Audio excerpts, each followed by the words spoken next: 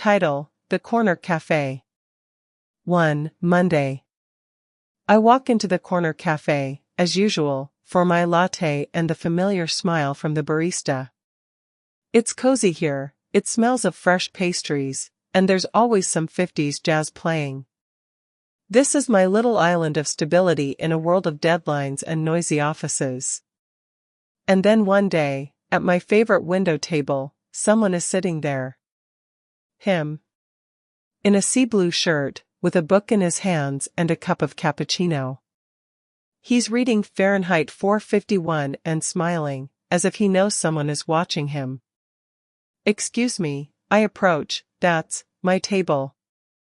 He looks at me with surprise and without a hint of apology says, "Now it's ours. Care to join me?" I laugh. And I sit down.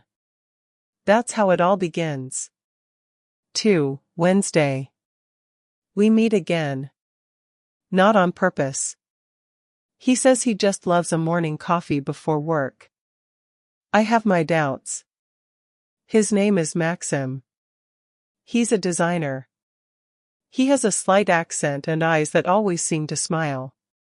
He shows me sketches of logos, and I tell him about how I write articles about books and people no one notices. He listens without interrupting, and that's already a miracle. 3. Friday. Maxim comes earlier and brings 2 croissants, in case you skipped breakfast. He suggests we go to an exhibit at the gallery on Maple Street. We go. There are strange installations made of glass and light, but he's so fascinated that I start seeing meaning in them too. He tells me he moved from Warsaw 2 years ago. Still learning the language. And I tell him I've been afraid of change since childhood. But you sat down at the table that day, he says. That was a change. 4. Saturday. I invite him over. Just for tea. He brings Earl Grey, and suddenly our usual conversation becomes quieter. Deeper. He looks at me for a long time. Without words. I don't look away.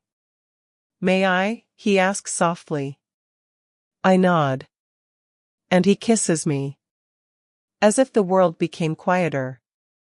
As if nothing exists except us. 5. 3 months later.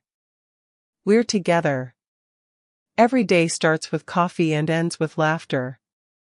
He designs logos for my blog, and I edit his presentations. We argue. Sometimes we get angry.